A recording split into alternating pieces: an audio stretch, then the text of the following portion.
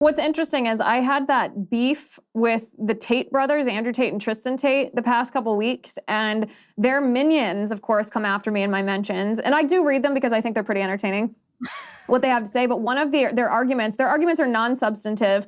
Because my observation, like, I'm not talking about their legal case, I'm just making the moral case against Andrew Tate, that he does accurately diagnose a cultural ill, that our society vilifies men. That's true, and he's correct about that. But then he prescribes essentially poison, self-destruction for young men as an antidote to that, whether it's materialism, pornography, exploitation of women, worship of self. Like, that's not what true masculinity is.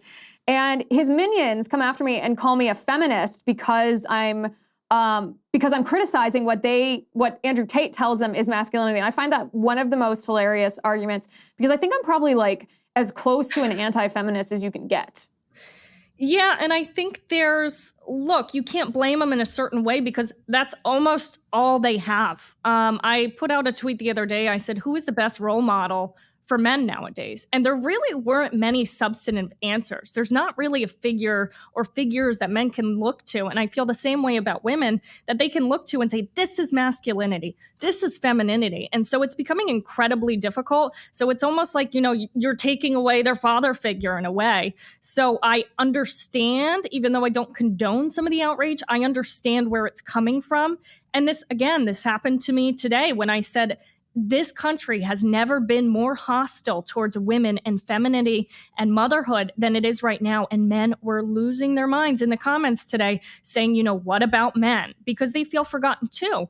But we really need to step back what we've done. And I think a lot of this came from the sexual revolution that was being pushed by the left. And we've just gone way too far. And many of these issues that they talk about, they want to do a lot of quote unquote slut shaming, whatever you want to call it.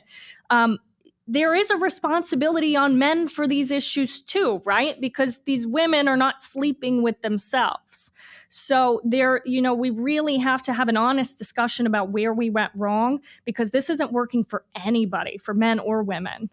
Well, it's not mutually exclusive that there's an assault on femininity and womanhood and an assault on males and masculinity. It seems pretty obvious that that both have been happening for a long time. Precisely.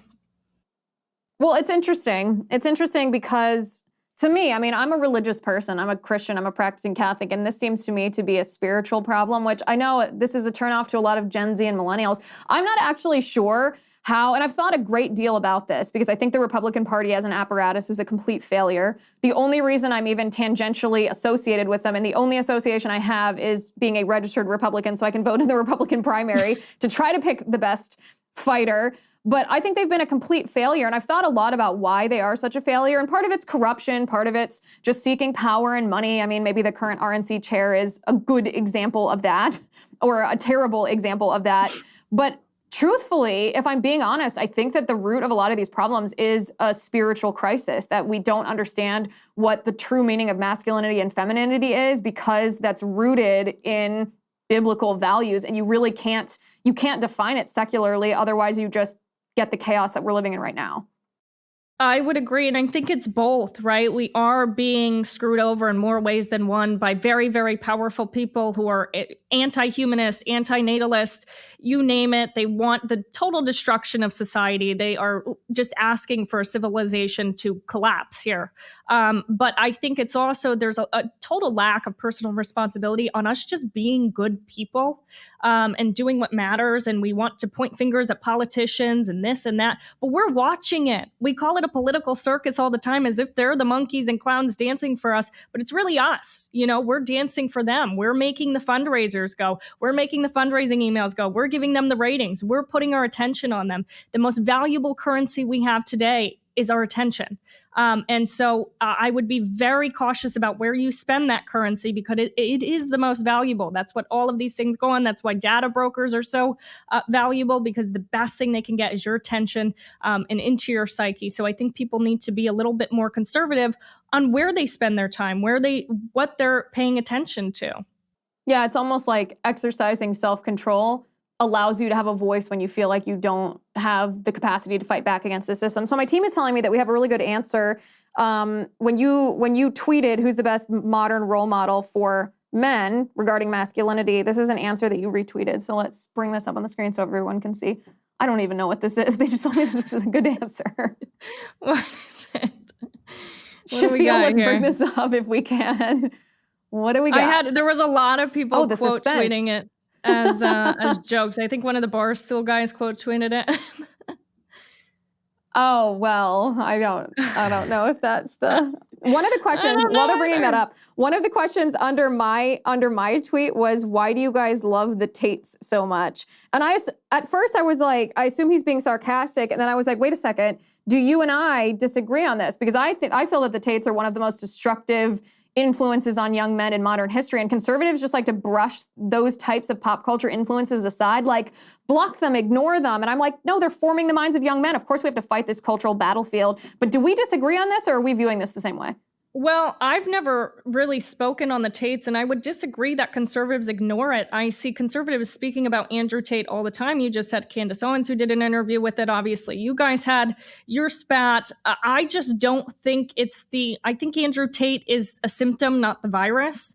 And so I would rather speak to the issues that why did we get to this point? Why are men clinging to Andrew Tate? Why is this the version of masculinity?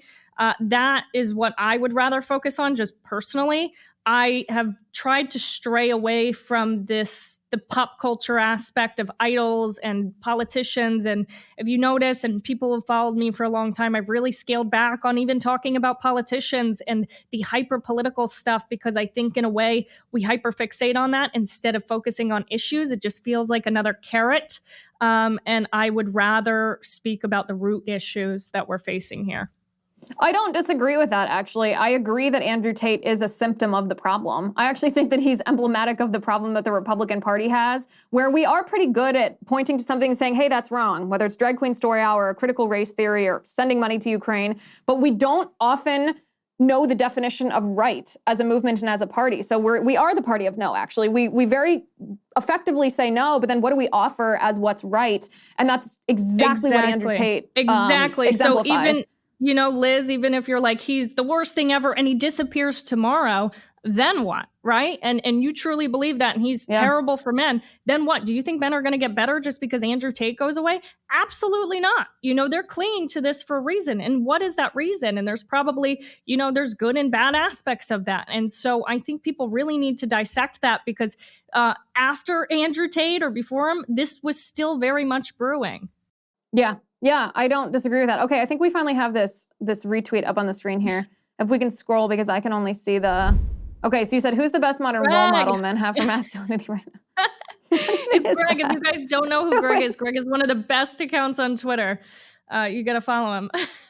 Hi, guys. It's Liz Wheeler. Don't forget to watch my show, The Liz Wheeler Show, every night at 7 p.m. on the First TV.